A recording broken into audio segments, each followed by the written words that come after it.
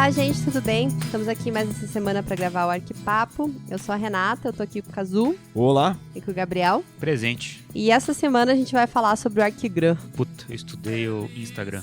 Nossa, sério? Que piada. Que merda de piada, porra. É só falar vamos lá, Gabriel. Ai, vamos lá. Feliz enquanto ainda chora por estar tão ao descaso. É engraçado que eu tava vendo lá que o negócio do nome Arquigram tinha a ver com Telegram, né? Exatamente. E será que o Instagram também tem a ver com Telegram? Olha, muito possível. É... Eu acho que o Instagram também tem. Mas tanto que tem o Telegram, né? Que é o concorrente do WhatsApp, né? Tem? Então, mas o Telegram, é verdade, Não tô ligada. tem. Sim. Sempre Lembra que o quando WhatsApp fica bloquearam? fora, é. Ah, tá. Esse é o plano B É o de Telegram. comunicação. Telefone Mas será que- jamais, né? Não, isso é muita intimidade. Não, mas a mistura é interessante porque é a arquitetura e o Telegram, né? Aham. O que é um Telegram?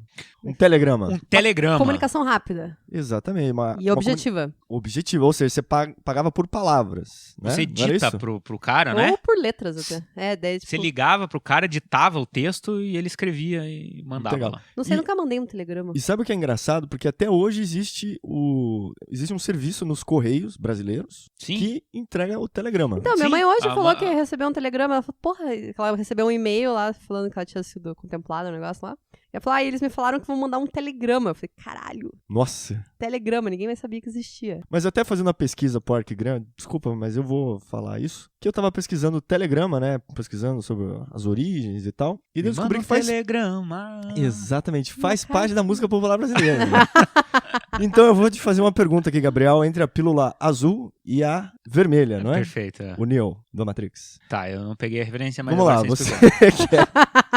É que eu dormi nesse filme. Nossa! Zé Cabaleiro ou Exalta Samba? Exalta samba. Exalta Samba. Então ele diz assim, ó. Vai recitar? Ele diz assim: com os meus amigos vou jogar. Bate-papo, me segura, me liga. Tipo, são palavras soltas? Me manda um telegrama. Não, é num ritmo de pagode, mas É. eu não vou cantar isso aqui. Me manda um telegrama. Uma Uma carta de amor. Ah, eu acho que tem que cantar. Em inglês, pra eu Eu traduzir. nem sei o ritmo disso. Me manda um telegrama. É, assim, ó. Uma carta de amor. Beleza, eu ponho vocês cantando. Mas- O Zé Cabaleiro a gente vai guardar porque você escolheu a pílula errada. O Arquigram, além de ser a combinação do nome que a gente explorou até agora, de arquitetura com telegrama, Não, mas peraí, eu quero explorar mais. Vai. Então, por A que eles etimologia? colocaram esse nome? para essa questão de ter essa referência do telegrama, de ser uma forma objetiva de comunicação rápida. Exatamente. Comunicar rápido as ideias que É. eles tinham sobre arquitetura. E de maneira bem objetiva. E é interessante. Bem, mas primeiro vamos explicar o que é o Arquigram, né? Não é só um serviço de comunicação Para arquitetos. para arquitetos. Como podemos ter deixado aparente. Mas era um grupo, né, um coletivo de jovens arquitetos na Inglaterra, que em Londres resolveram começar a discutir arquitetura e principalmente criticar o modelo que se vivia, em função de várias coisas que a gente vai discutir ao longo do episódio. E eles produziram um periódico que não era tão periódico. Periódico. Anuódico. Ele é uma periodicidade bem, assim, Espaçada. né? Passado. Nossa. Então eles começaram em 61 e foram até 74 e nesse... Meio tempo foi o tempo que eles existiram. Eu ia falar, eu acho que- Entre esse período. eu tô sem o número aqui, mas eles produziram tipo 10 exemplares. 9,5 eles dizem. É, 9 episódios e meio que seja, né? Que o primeiro era mais... Episódios não, revistas. Ah, eu tô bitolada no Episódios, Arquipapo. Nossa, tá difícil hoje, vamos lá. Eles resolveram criticar, comunicar ideias, sugerir ideias, enfim. Analisar o contexto que eles estavam inseridos de uma outra maneira, principalmente repudiar essa ideia da arquitetura clássica que existia, né, de representação clássica da arquitetura, principalmente, através de um coletivo que eles produziam esse periódico. que Mas era- até mesmo eles faziam até um pouco de crítica até ao movimento moderno, né? Porque eles vêm ali da década de 60, em que os conceitos do modernismo, lá ditados por Le Corbusier e tal, no início do século, também já vinham sendo combatidos, digamos assim, né?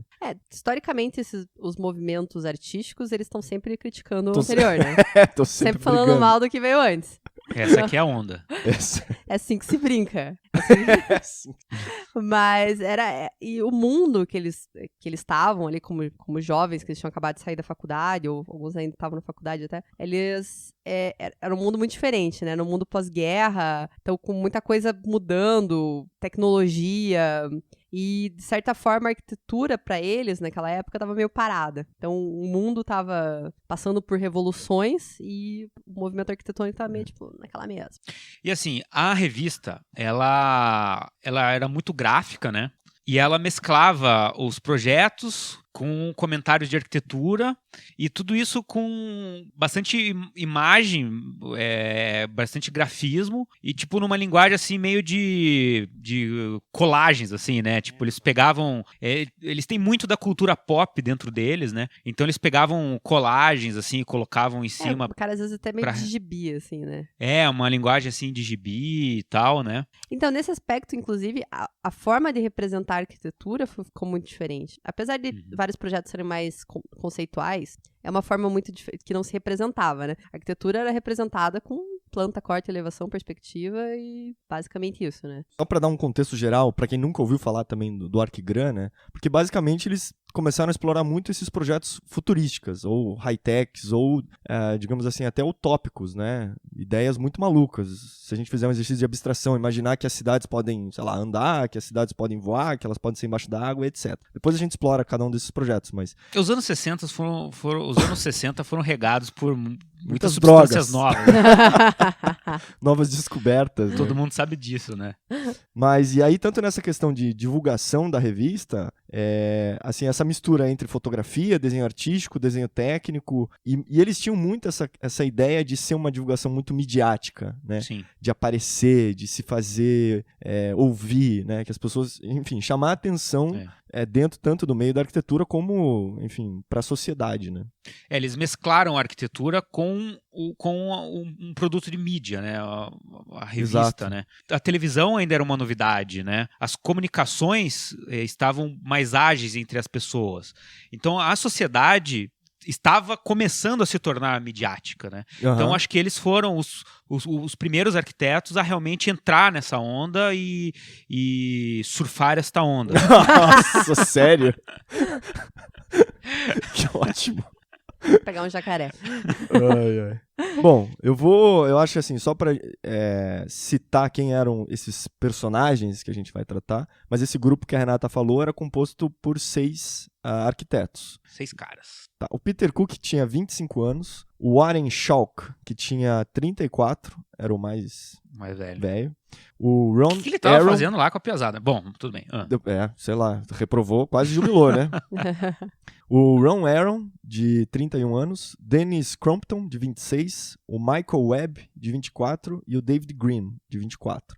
E no começo, eles começaram assim de uma forma bem caseira, bem rudimentar, né? Então, os primeiros exemplares, eles eram compilação dos projetos experimentais que esses caras faziam. E como você falou, eles eram super novos, eram todos recém-formados, assim, né?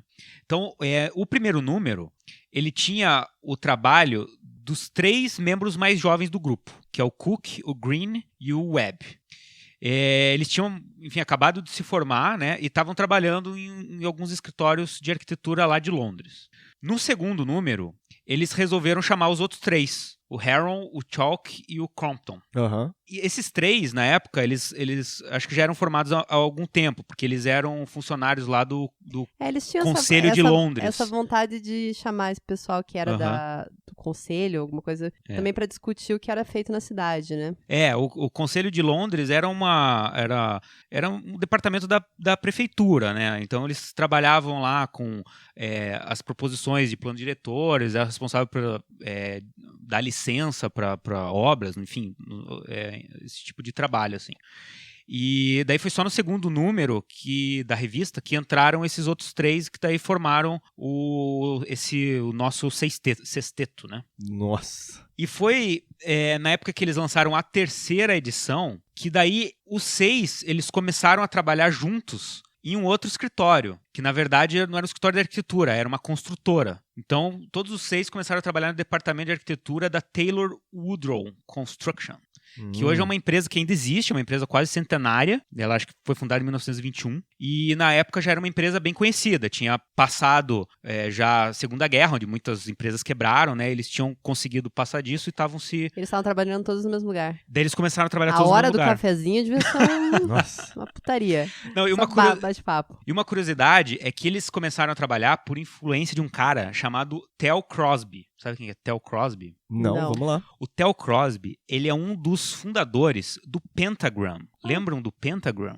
Que a gente conversou no episódio do Abstract, a gente falou da série Abstract do Netflix. Sim, Sim. sim. O Pentagram é o lugar onde a Paula Scheer, lá do Abstract, trabalha. Aquele coletivo de designers. É um coletivo de designers, exatamente. Ele foi um dos fundadores desse coletivo. Olha Ele lá. é um arquiteto e fundou isso daí. Foi ele que encaixou os 6 lá na construtora. E ela foi uma revista que inicialmente foi distribuída só na Inglaterra, só em Londres, tipo algumas dezenas de exemplares. E com o passar dos tempos, ela começou a ter tiragens maiores, chegou aos milhares, e foi distribuído em toda a Europa, nos Estados Unidos e também no Japão. É porque o jeito que eles tratavam e tal realmente chamava muita atenção, né? E realmente o mundo, com todas as transformações, ir quebrando, rompendo com aquelas tradições da arquitetura, tanto de ensino quanto de representação, realmente começaram a chocar e chamar a atenção de todo mundo, né? É.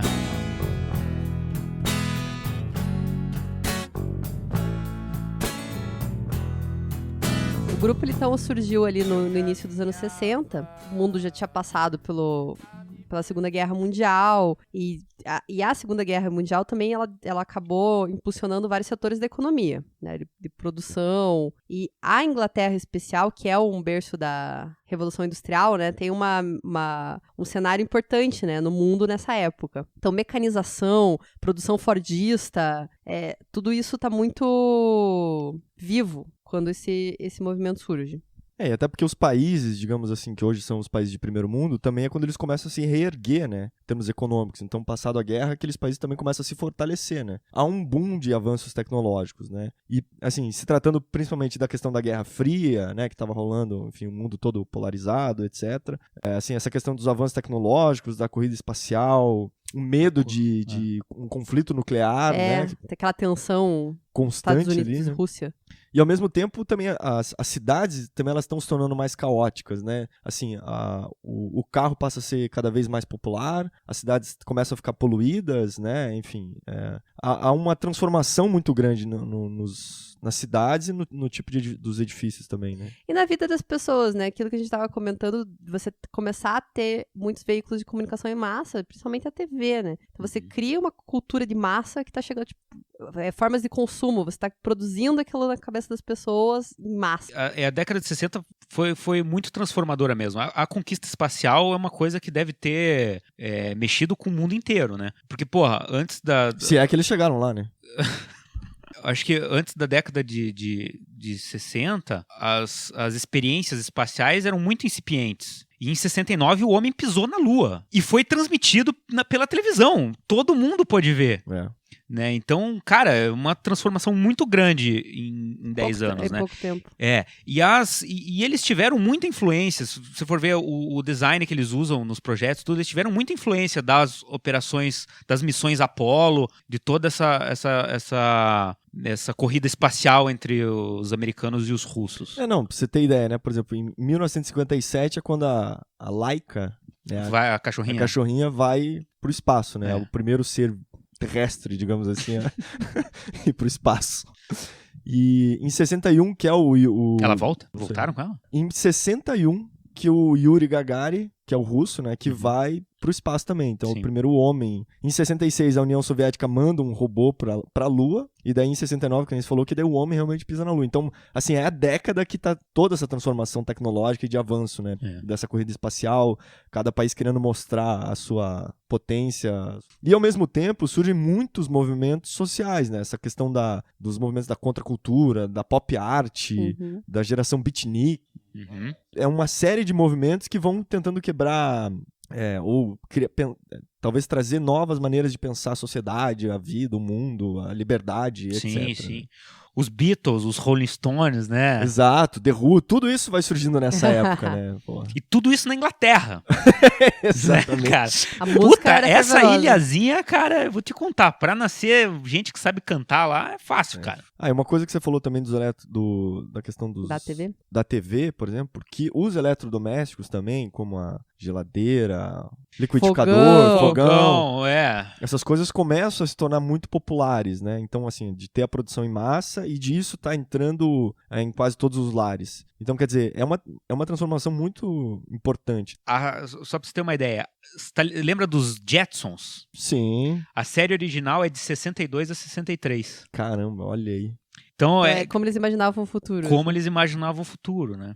Então tava todo mundo abismado com esses avanços tecnológicos em todas essas áreas, e tava todo mundo querendo imaginar como é que era o futuro. Isso não escapou da arquitetura. E eles foram um dos grandes expoentes desse exercício imaginativo, né? Tanto que em 2001 eles recebem lá o RIBA Gold Medal por ter essa característica de ser grandes, assim, de ser grandes influenciadores de toda uma maneira de pensar arquitetura, né? Uhum. Que desde a década de 60, quando eles trouxeram todas essas ideias malucas, passaram a influenciar vários arquitetos depois, e tanto que um dos edifícios mais importantes de estudo é o Georges Pompidou, que não é nenhum dos 6, mas que teve muita influência, principalmente com o Richard Rogers e com o Renzo Piano, que a gente tinha comentado. Então, esse é até um dos projetos que foi construído, digamos assim, porque todos os outros deles eram projetos utópicos e que eram projetos só, e que acabou representando, né, esse movimento.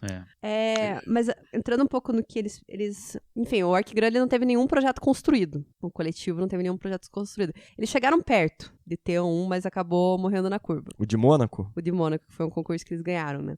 Mas, foi lá na década de 70 já, né? Foi. Eles foram convidados a participar, eles ganharam o concurso, eles Se montaram juntaram, um né? escritório pra isso. E, porra, Começaram a finalmente trabalhar. vamos construir alguma coisa. Foi Nossa, cancelado o projeto. pessoal. O príncipe deve ter gasto com outras coisas lá, né?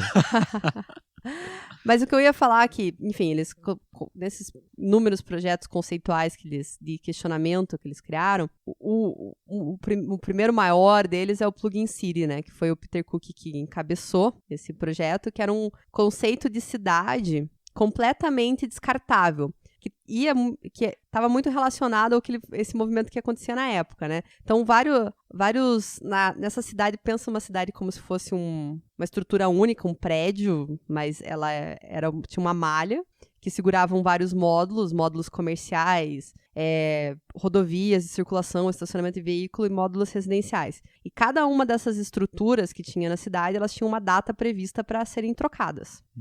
Inclusive, tinha uma grua que ficava permanentemente no topo dessa estrutura, que era para fazer essa troca desses sistemas. Então, no módulo da casinha lá, a parede da cozinha tinha sido prevista para durar de 3 a 5 anos, se eu não me engano. Então, em 3 anos, a grua ia catar a tua paredinha de cozinha, com a tua geladeirinha, fogão, não sei o quê, porque aquele eletrodoméstico já ia ser obsoleto, e jogava fora e colocava uma nova. Se tivesse cozinhando na hora, foda-se, né? E uma coisa que é interessantíssima... Atualizava a comida também, que era outra já.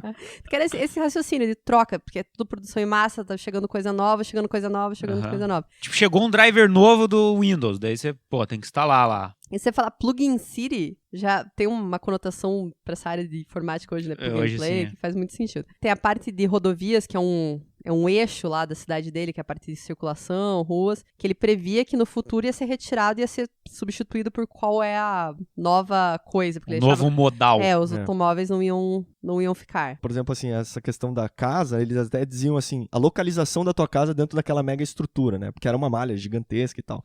E dizia que a localização também precisava ser alterada a cada 15 anos. Né? Os espaços de trabalho a cada 4, essas estradas a cada 20 anos, e a mega estrutura em si, onde estava toda a cidade apoiada, também a cada 40 anos ela precisaria ser trocada. Então Puta que pariu, imagina o esporro, cara, trocar isso tudo. É tudo muito efêmero, né? Mas essa é a ideia de você estar sempre com as coisas mais atuais, com a tecnologia mais atual, né? Ter o tipo de moradia que esteja mais de acordo com os sistemas contemporâneos.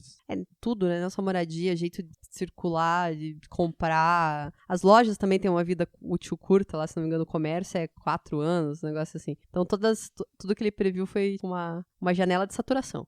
Isso dá bastante emprego para arquiteto, né? Não, porque os módulos já eram meio resolvidos, né? Ah, é verdade. E era pra cidade ser bem inteligente, assim, bem flexível. Assim, aqui também, acho que, se eu não me engano, a Plugin City é de 64. Mas tem uma outra cidade que eles projetam, que é a Living City, que é de 63. Que, na verdade, também segue muito essa ideia das megaestruturas, das estruturas modulares, né? Que você tem um grid em que você vai acoplando as coisas. E, ao mesmo tempo, todas essas cápsulas de moradia, enfim, do escritórios e tal, elas tinham que ser altamente, né, assim, ergonomicamente confortáveis e super tecnológicas, né? Então, assim, sofisticadas, com materiais de última geração, com acabamentos melhores.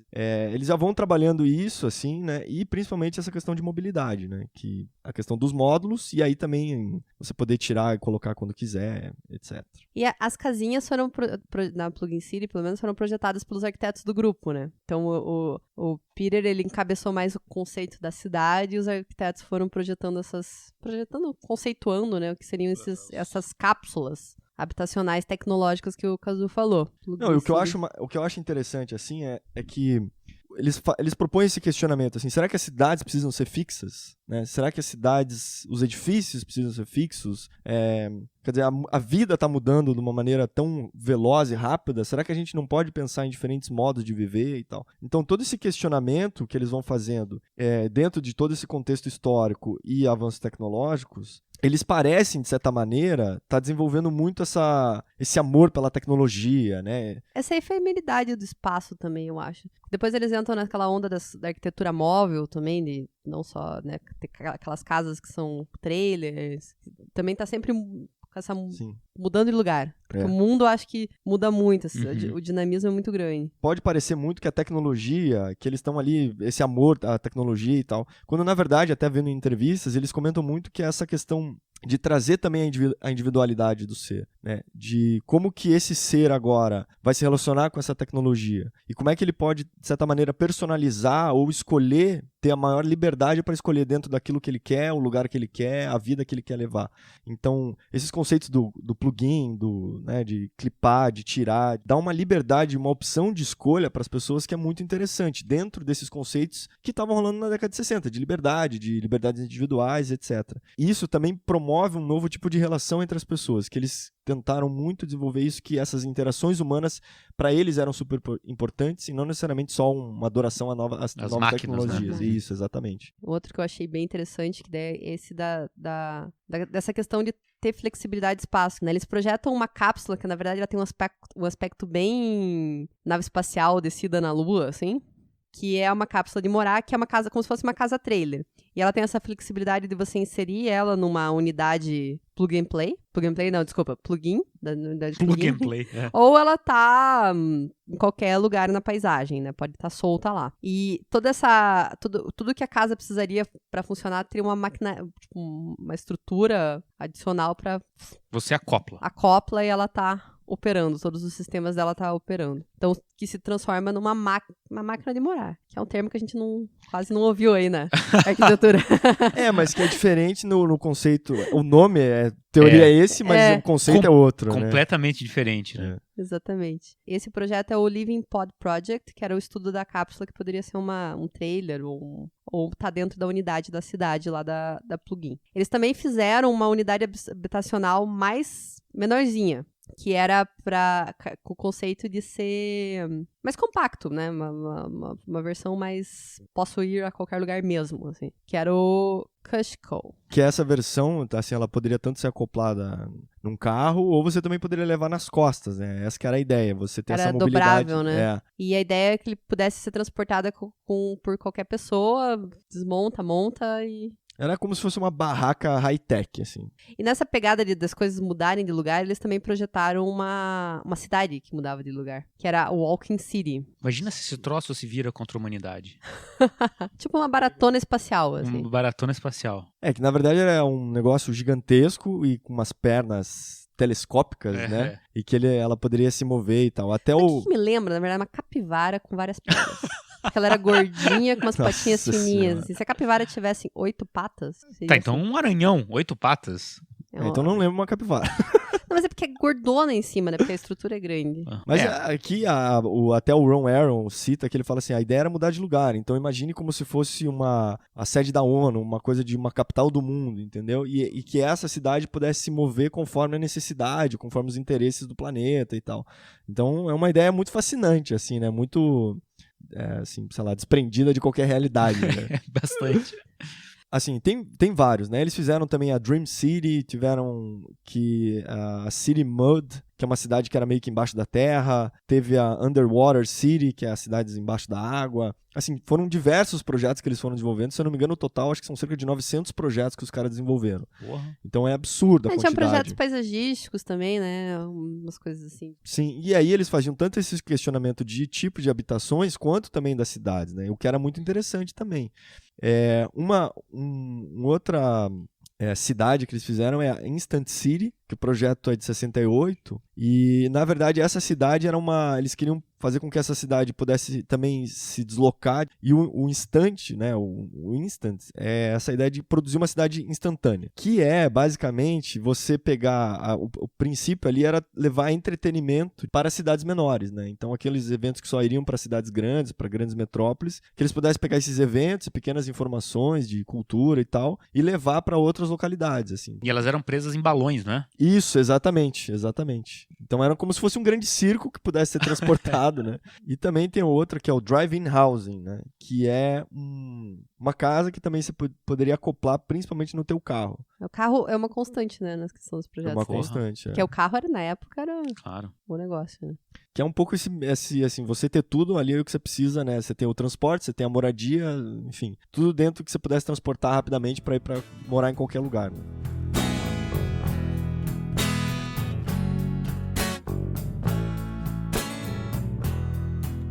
Essa ideia de uma arquitetura, de certa maneira, futurista, né, mais avançada no pensamento tecnológico, eles tiveram muita influência de um cara chamado Buckminster Fuller, que é um americano, que ele ficou famoso pela invenção daquele domo geodésico, sabe? Sei.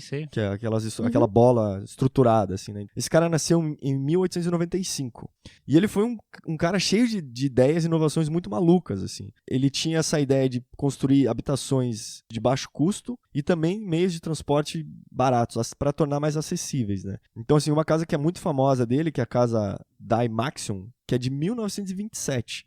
Então, assim, é muito antigo mesmo o projeto. E a ideia era que fosse uma estrutura, digamos assim, uma estrutura central e uma casa hexagonal. Ela pudesse ser produzida em massa, né, num custo realmente barato, e ela resistia a tempestade, terremoto, né, os materiais não precisavam de manutenção, de pintura, etc.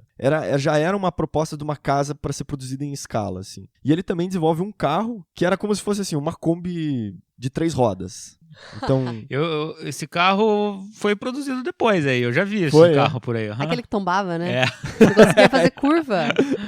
3 rodas não dá pra fazer curva. Pois é. Só que assim, ele carregava 11 passageiros e a ideia dele é que ele pudesse atingir 140 km por hora, né? Puta que pariu, hein? E olha que interessante, fazia 12 km por litro ainda. Porra! Super econômico. Só que a questão é que isso aí é um projeto de 1933. Então esse cara foi um cara muito... umas ideias vanguardista, né? Muito vanguardista pra época, né? E outra coisa que também estava acontecendo no mundo... Como é que ele sabe que o carro ia fazer 12 km por litro? Sei lá, né? Projeto, né, Gabriel? O papel aceita várias coisas. E outra coisa que é, em 1959, surge também aquele grupo japonês que são os metabolistas. Ô, louco. Que isso, talvez a gente possa fazer outro episódio sobre eles, mas que também tem muito essa ideia de você acoplar cápsulas e coisas né, para uma sociedade em massa, exatamente. É engraçado que a gente continua discutindo isso até hoje, né? Produção de habitação em massa, como fazer, mas com a discussão da personificação de cada um e das necessidades e características que mais. Porque sempre o déficit populacional, o déficit habitacional ainda é um problema. A questão que eu acho interessante dos japoneses é que eles conseguiram construir algumas obras. Sim. Então, até a gente consegue ter ideia de como que isso ia aparecer, né? Enfim, essa ideia já estava muito constante, presente em vários lugares do mundo. Né? Mas eu tava lendo um texto aqui pra estudar pro primeiro episódio, que é da Cláudia Costa Cabral, que ela é Histórias da Técnica, Arquigram. E pelo que eu li, é um artigo baseado numa tese de doutorado, e ela fala muito a respeito da narrativa do Arquigram, não só como uma utopia futurista e um raciocínio abstrato, né? Mas como uma crítica do que se vivia também. Então você, às vezes, explorar aquilo como, tipo, qual o caminho, entendeu? Então, fazer uma análise crítica da produção deles também, como uma crítica de sociedade, que é o que os movimentos em geral fazem, né? Então, Se reinventar. Se reinventar, exatamente. E por mais que eles não tenham conseguido produzir nada construído, eles influenciaram muito. E o Pompidou, ele é tido como o maior símbolo da influência do Arquigram. Agora, por quê? Eu acho que o Pompidou, ele é o maior símbolo, na verdade, da linguagem high-tech da arquitetura. E a linguagem high-tech foi muito influenciada pelo pensamento do Arquigram, né? Pelo fato justamente do Arquigram valorizar a aplicação da tecnologia na arquitetura e pensar em como a tecnologia poderia criar edifícios mutáveis e tudo mais. Então, à medida que lá no Pompidou eles colocam toda essa tecnologia para fora como uma expressão da arquitetura, eles evocam, vamos dizer, o caráter estético de toda a infraestrutura do prédio, assim, né? Então, acho que isso tem tudo a ver com as ideias que o Arquigram tinha, né? Apesar de parecer que os projetos são muito tópicos, o Peter Cook, numa das entrevistas, ele diz, não, os projetos eram para ser construídos. Caralho, velho. Peter Cook era um doidão, maluco. Mas, assim, hoje a gente analisando, enfim, é sempre baseado muito na utopia mesmo, né? Ou na utopias, né? Mas o que eu acho legal, assim, do tipo de revolução de pensamento que eles fizeram evidente que você pode representar a arquitetura de diferentes maneiras, né? E principalmente como a gente fica fascinado por essas questões de trocar, de mover, de as coisas serem mutáveis. E eu lembro que a primeira vez que eu ouvi falar disso foi um professor meu, a gente ia participar de um concurso de estudantes e tal, e aí um dos professores falou, cara, vocês já ouviram falar do Arquigram, né? Até então nunca tinha ouvido. Aí comecei a pesquisar e aquilo realmente é muito fascinante, assim. Tanto que um dos projetos que a gente desenvolveu foi baseado também em fazer uma estrutura de concreto pré-fabricado, e aí uma malha dessa e que as casas dos estudantes pudessem ser acopladas, né? Chega ali com a cápsula, liga a tomada, pluga a água e o esgoto. É isso que você precisa. E aí você pode ampliar a quantidade de moradias para os estudantes ou tirar conforme a necessidade. E hoje em dia a gente vê muito esse reflexo e talvez os arquitetos têm muito esse fascínio pelo container, por exemplo. Né? Fazer as construções com container, você poder acoplar, empilhar, né? E isso é muito reflexo dessa cultura do Arquigram, né? De você pegar uma cápsula já pronta, poder acoplar, misturar, enfim. Eu acho sim também que o Arquigram, ele produziu assim cidades dinâmicas, mutáveis, né? Edifícios que são mutáveis, tudo isso imaginando como que seria o futuro deles, né? Então, assim, no exercício assim, pra gente pensar como que a gente imagina o nosso futuro, né? Então, as projeções que a gente faz hoje para os anos que vão vir, elas têm algumas semelhanças com os pensamentos do Arquigram. Vamos lá. Então, bom, hoje, da mesma forma como nos anos 60, a gente vê também a superpopulação das cidades, o medo da falta de recursos, né? É verdade. Os problemas com transporte de massa e, às vezes, até também a desconexão de alguns edifícios com as necessidades da cidade, né? Então, se a gente usar os conceitos do Arquigram para resolver esses nossos problemas de hoje, a gente pode chegar também num edifício dinâmico, do jeito que eles faziam lá. Os edifícios do nosso futuro que a gente pensa hoje, eles geram sua própria energia, eles tratam seu próprio esgoto, eles coletam sua própria água de chuva, reaproveitam a água, eles têm vegetação lá para diminuir o efeito estufa. Sim. E tudo mais. Eles são multifuncionais, que eles têm casa, comércio, tudo no mesmo lugar, né, para adensar as cidades, para o cara não ter que viajar para ir para o trabalho e tudo mais. Menores deslocamentos, né? E eles, inclusive, podem ser conectados para compartilhar os recursos que um edifício consegue gerar e que o vizinho dele Não. tem necessidade, né? Uhum. Então, todos esses conceitos que a gente pensa hoje tem muito a ver com os pensamentos do Arquigram na época, de uma certa forma. É verdade, é verdade. Essa autossuficiência, né? E ao mesmo tempo, como a gente é reflexo, né? E a arquitetura vai mover, a sociedade vai mover dentro do contexto que a gente tá, né? Dentro das preocupações, que todos esses pontos que você levantou, que são as preocupações do futuro, né? Então a gente vai... quais são esses problemas e que daí a gente precisa trabalhar para gerar essas novas arquiteturas, né? Hoje a gente pensa o nosso futuro... Hoje, quando a gente pensa o nosso futuro, a gente tem a preocupação de deixar recursos para que a humanidade possa fazer as mesmas coisas que a gente faz hoje, né? Isso não era uma preocupação na época, né? É isso que é o pensamento da sustentabilidade hoje. Sim, é verdade. Mas eu acho que esse pensamento que está em vogue hoje, ele pode, com as ideias do Arquigram, chegar em edifícios que realmente são parecidos com aqueles que eles bolavam. Né? Será que um dia, então, eles vão ser construídos? Cidades andantes, talvez. Um dia no Fantástico apareça. Nossa. Né?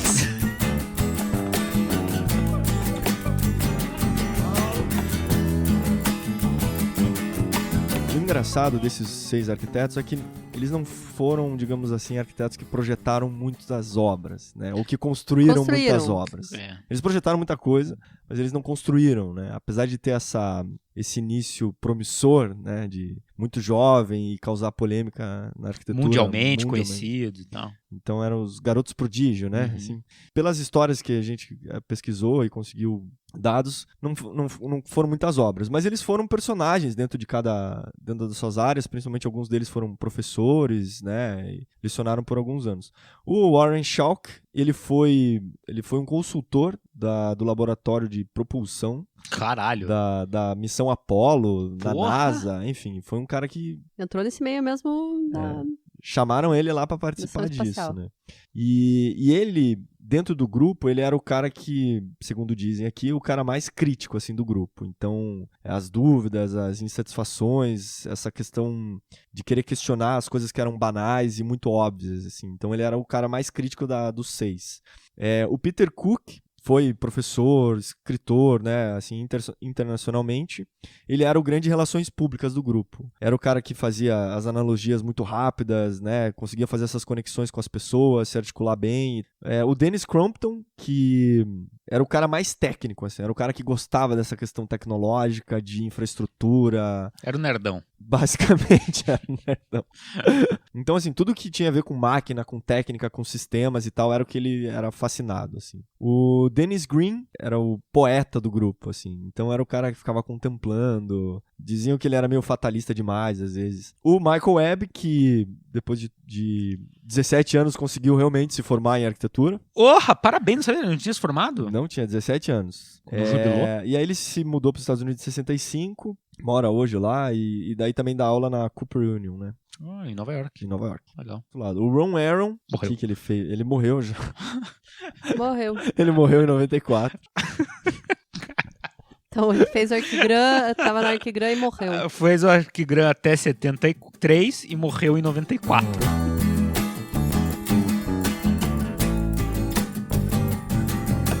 Quem quiser ver e conhecer mais do Arquigram, dos trabalhos dele, a Universidade de Westminster, na Inglaterra, conseguiu entrar em contato com os que ainda estavam vivos do grupo, coletar diversos projetos que estavam nas casas deles, né, em armazéns, aquelas coisas meio esquecidas, assim. E daí eles juntaram, tipo, o pessoal, né, da universidade, o pessoal do Arquigram, e daí também alguns recursos lá de conselhos da cidade e tal, para conseguir fazer todo esse resgate histórico e fazer um arquivo de toda a produção do Arquigram. Então eles até chamam Arquigram Archival Project. Então eles têm todos esses projetos e desenhos e tal, tem tudo nesse site, para quem quiser dar uma olhada. Então tem toda a descrição. Qual que é o site? O site chama arquigram.westminster.ac.uk. Meu Deus. É longo, a gente põe no post, estará lá para facilitar o acesso. Mas que é muito legal porque tem quase todos os desenhos lá dos projetos, da descrição dos projetos, quem foram esses caras, o que eles fizeram da vida, etc. Então, para quem quiser se aprofundar, é muito interessante. Então, gente, aproveitar para agradecer quem entrou em contato com a gente essa semana. Essa semana, pra quem não ouviu o podcast da semana passada sobre impressão 3D, foi um dos episódios mais baixados da história do Arquipapo. Uau! Então, quem não viu, poucas pessoas não viram ainda. Mas quem não viu, tá perdendo. Queria agradecer lá no iTunes quem deu mais avaliação pra gente, ajuda bastante. Daí no Instagram. André Gobo, sensacional o episódio. Deu vontade de comprar uma impressora 3D aqui pro escritório. Parabéns, Produteca, pelo trabalho. Daí o pessoal da Produteca agradeceu ali também. E também tivemos o Fernando Becker, que indicou o podcast pra Bia. Pra Bia. Escuta lá, Bia. Bia, você tá nos ouvindo, Bia? E pro Dinho, isso? Pro Dinho também. Valeu. Abraço, Dinho. Então é isso, gente. Até semana que vem. Beijo. Valeu. Falou, galera! No dia de Natal é todo mundo saindo pra curtir uma. Mas é que o Arquigram não é uma mistura de arquitetura com o Instagram? Não. Você tá insistindo nessa, Cara, né? não vai sair graça nenhuma daí. Pra chegar. Eu achei engraçado. Obrigado. Mas o que agora?